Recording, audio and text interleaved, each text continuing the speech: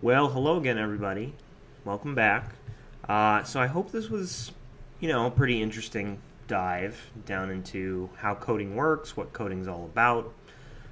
You probably didn't walk away having learned a whole lot of new things, or at least if you did, then I'm very, very impressed. Because this wasn't a journey of understanding or teaching. This was more to just show you the possibilities, to show you what it's all about, what's really out there, and what a program like this can do for you, how it can lead you down a very different path.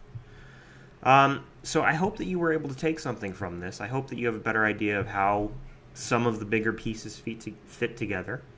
I hope you walked away with a better idea of how Codify works, how our program works, and the goals of that program, most importantly.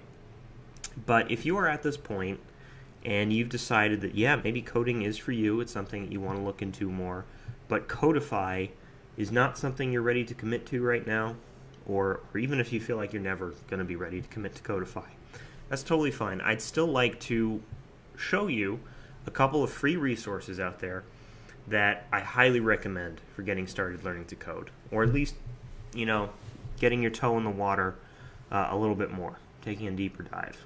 Okay, so the first one I have up here is w3schools.com, and I cannot recommend this website enough for learning HTML and CSS and for getting started with JavaScript. W3 Schools has everything you could possibly want for referencing HTML, CSS, and they have quite a bit of JavaScript as well, but it's strongest in terms of its HTML and CSS reference. Okay. We point our students to W3 Schools all the time. It's got plenty of great examples. Whenever you look anything up, it will have a window like this where it says try it yourself at the bottom. And this is where it really shines. You can open that up, click on try it yourself, and it gives you this live coding environment where you can actually test out different things and see how it affects the code on the right. Okay, so just like CodePen, just like the examples that we were looking at before, it's a live coding environment, and we can see what's happening and how our code, if we choose to add some code or change some code, will affect how the web page renders. So every little example, when they introduce a new kind of HTML element or a new CSS property or a new principle of any kind, they'll introduce that concept in an example like this, and you'll be able to see that example in action. You'll be able to see how it works, and you'll be able to try manipulating a little bit to see really what's going on behind the scenes, how it does what it does. So W3 Schools is a great reference for that. They have their own internal search engine, search archive rather, so you can go ahead and use that and look up any kind of HTML or CSS reference point you could possibly want. That's W3 Schools. Great one to have in your back pocket. Beyond that, there are programs like Codecademy here, literally Codecademy, Codecademy. And we actually encourage our students to start with Codecademy to get their first foot in the door, to get their first real experience looking at writing and absorbing HTML and CSS before they really land on our doorstep and it's off to the races. It's a free resource, or at least their initial resources are free and very, very much worthwhile. So it's an excellent place to start if you want more of a structured introduction. In addition to Codecademy, there is Team Treehouse. Team Treehouse they have free resources, they have a lot of free articles, they have a lot of great information out there, and they have $25 a month plans. So it's up to you whether or not that's something you are ready to commit to. You can try it for 7 days free, it says, and then $25 a month after that. Team Treehouse, however, is also an excellent resource. It's also a very good structured introduction to coding. Both Codecademy and Team Treehouse are great for getting started, for getting a better idea of how all of this works and how it all fits together. I still maintain that it's not going to get you to the finish line if your goal is to become a developer, to develop an entirely new career path for yourself in a very short period of time. You're still going to need a little more hands-on help there. But if you're on the fence, or that's not your goal, maybe this is just a hobby and you're looking into, and if that's the case, awesome. I think these are great places to start. Now, outside of programs or sources of reference for you to get started with, there are things like css-tricks or Stack Overflow, and both of these are probably for more further down the line. Once you have a better idea of how it all works, once you've wrapped your head around HTML and CSS a bit, and probably JavaScript for Stack Overflow, these are sources of information that you want to stay tuned into.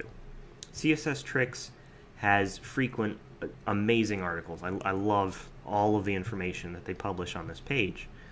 But aside from their articles, which may at some times feel like it's going over your head, or it's not related to the struggle that you're in the middle of at this point in time, they also have the almanac and the snippets section of their page. The almanac is great because, open that up, it's a breakdown of, sorry about that. It is a breakdown of all the varieties of CSS selectors and CSS properties that you will ever run into, including quite a few which you might never run into just because they're so infrequently used.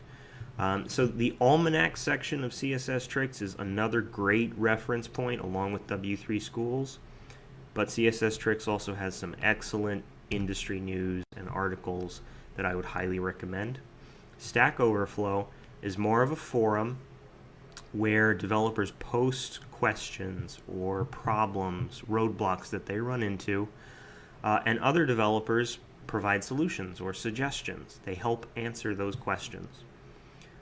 So Stack Overflow is going to be somewhere you might find yourself when you get into JavaScript, just because those questions, those problems are so much bigger and more difficult to answer. It's harder to look up a solution to a JavaScript problem, especially without the right kind of guidance. So Stack Overflow is a good place to go for that. It would be a good idea to create an account here if you're serious about learning to code. It'd be a good idea to get into the habit of reading some of these questions and the solutions.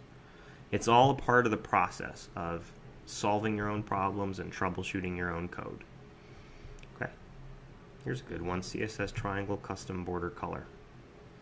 Alright, so this is just an example, and it has 5 answers. So if this was a problem related to your own current roadblock, you might come here and you might have to read through these answers and parse through the information and figure out, is this relevant to me? Is this really what I'm going through right now?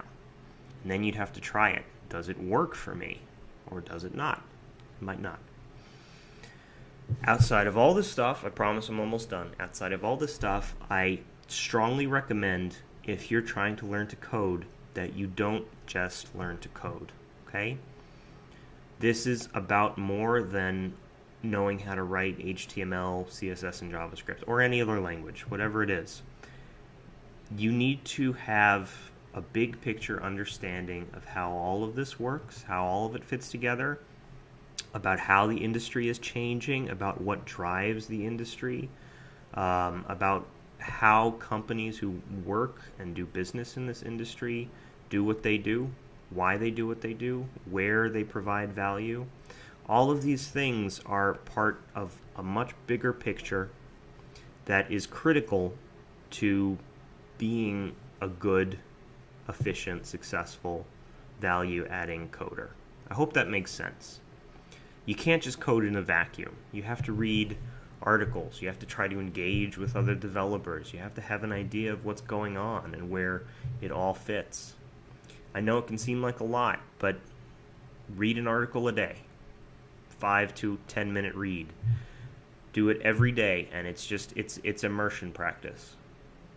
Within a couple months, you will have a much clearer idea of everything that you're reading and everything that you're trying to absorb, I promise. So an excellent resource for that to start with is Medium. Sorry, not Medium, although there are some good articles there. Smashing Magazine is where I was going with that.